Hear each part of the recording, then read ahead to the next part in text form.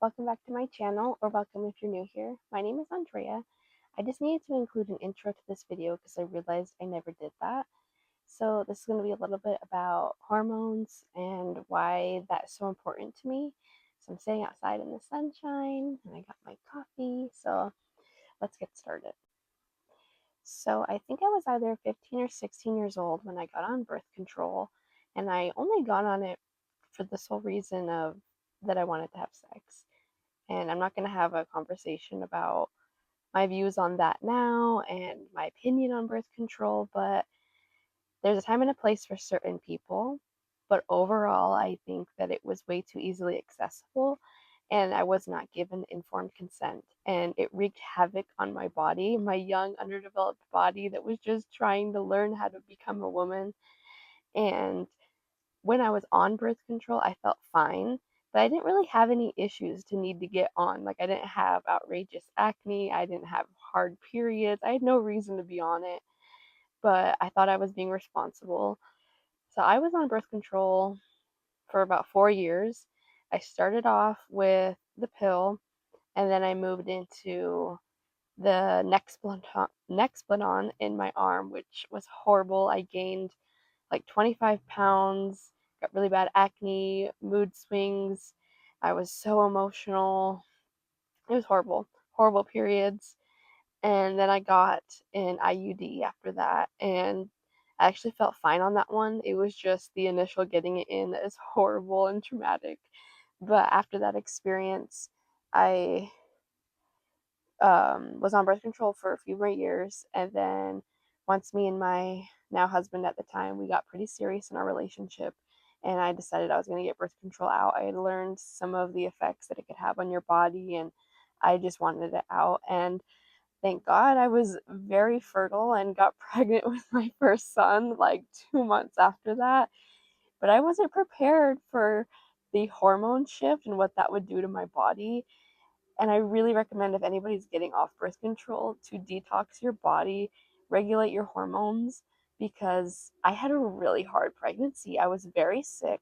And I'm not saying this happened to everybody, but I've heard it with a lot of women. I was very sick and I couldn't keep anything down. I eventually had to get on medication for it. I had to go to the hospital to get IV fluids. And then, probably about halfway through my pregnancy, I started feeling better. And then in my third trimester, I developed preeclampsia. And I know now with my research that I believe that preeclampsia can come from sperm quality and malnutrition. But I think a lot of my hormone imbalancement had to do with why I developed that. And I wasn't ready going into that pregnancy. So after I had that baby, I was overweight. I didn't lose any of that weight. I had a bad diet. And at about 10 months postpartum, I got pregnant with my second son. And that pregnancy actually wasn't too hard considering, but I was overweight. And so that added a lot of aches and pains into it. So after that pregnancy, didn't work on anything. I did lose some weight in between my second and my third baby, which is really good. But because I never fixed the hormonal issues, when my second son was 15 months old, I think, surprise, I got pregnant with my daughter, and I was not expecting this one at all. And I was actively trying to work on things, but I hadn't had enough time to fix things. And this was the hardest pregnancy of them all. And this was a wake-up call for me that things had to change, because I want to have a lot of kids. I enjoy being pregnant. And I know that there's going to be discomforts. I mean, you're growing a baby and everything changes there, but it shouldn't be this hard. And so I was very sick, lots of pain, and actually I struggled with gestational diabetes. Actually, my blood sugar. I was just really struggling with that, but I had to do a lot of research and figure that out. And I think a blessing from this is that I've had some hard situations that have forced me to research, to learn, and to change. And I see that as a silver lining. So now I am almost 9 months postpartum, and I'm losing weight, and I still have some issues to work through. Like, I still have my hormonal acne, I have some more weight to lose.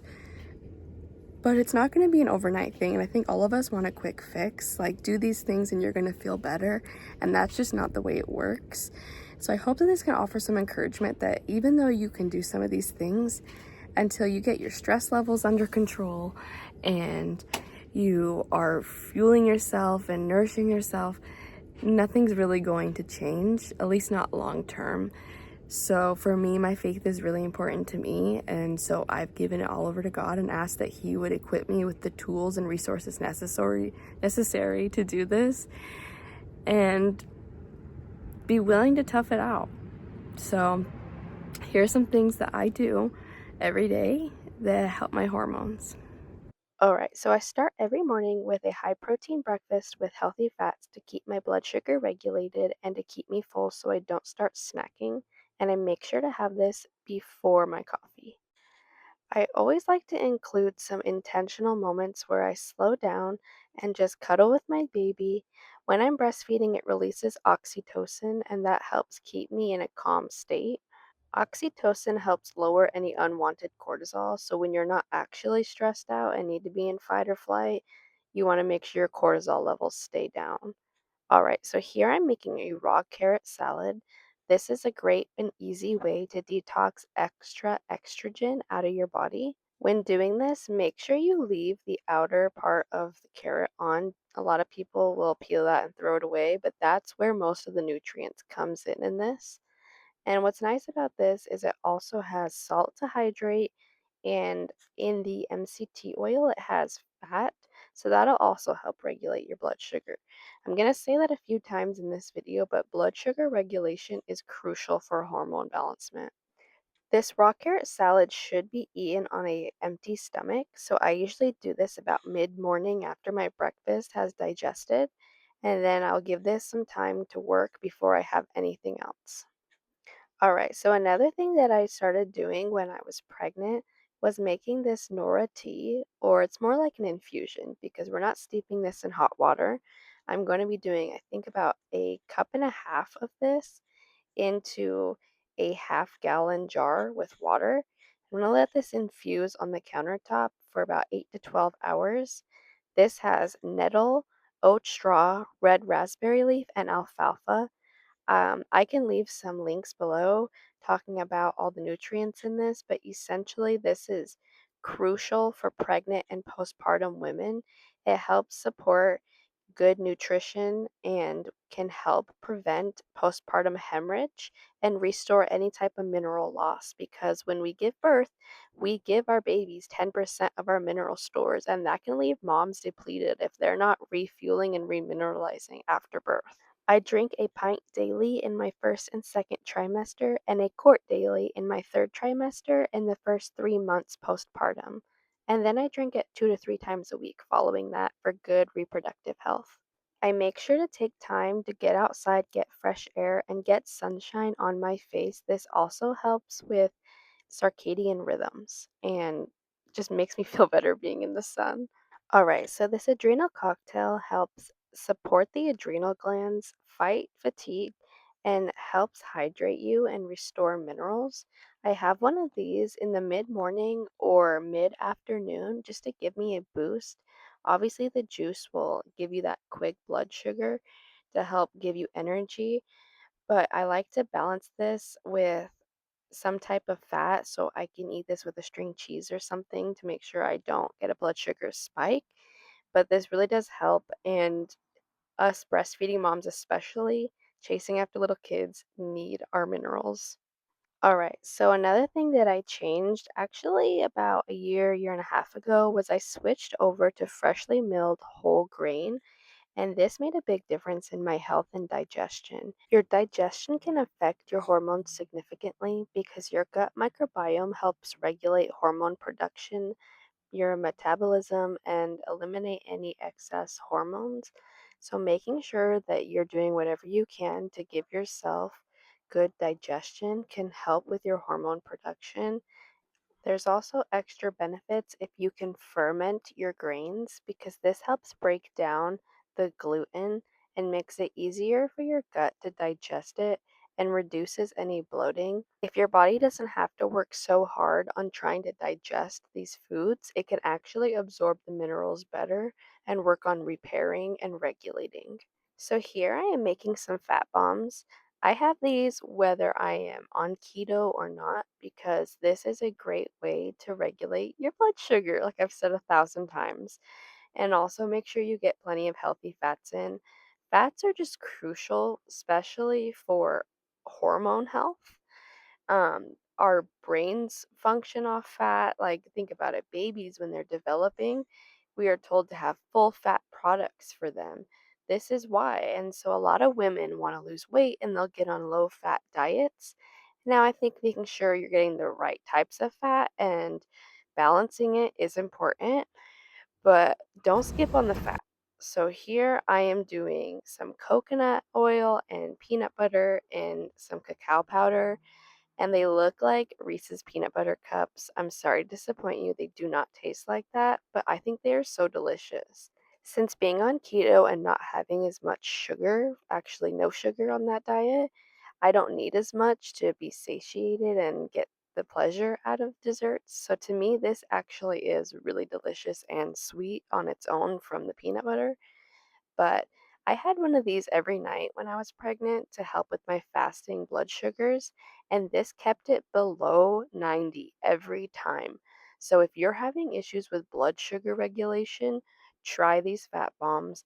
Only have one a day because unless you're really needing a lot of fat for a specific health concern, these are not low calorie and you could gain some weight. So just have some self control, which is kind of hard because I really do think these are delicious. Me and my husband enjoy one every night with our tea. I think what can be hard is when we're on this health journey, we can limit ourselves from enjoying things, and I want to recommend to not do that. Like, still have good seasoned food, still find a way to satisfy your cravings, but just don't overindulge. Do things that will make you feel good, and even if it's not exactly the way it was before, it's for a reason. You're doing this to fuel your body. And so, that in and of itself, telling yourself, I'm doing something good for my body, it will change your mindset and it will help. So, this is the finished result. They look so delicious and they are amazing. So, give this a try. So, going back talking about gut health for a little bit, bone broth is essential in my hormone balancement because this can help your gut because it is full of collagen, gelatin, and amino acids. This will help strengthen the intestinal lining and reduce inflammation and support the gut barrier. So, any type of leaky gut symptoms will be improved because this will help improve your nutrient absorption. So repairing that gut lining, and it also has protein, so that'll help fuel your body, fuel your muscles, make sure you're not lacking any nutrients. Will make it so you're actually absorbing the nutrients in your food. It's not just being pooped out.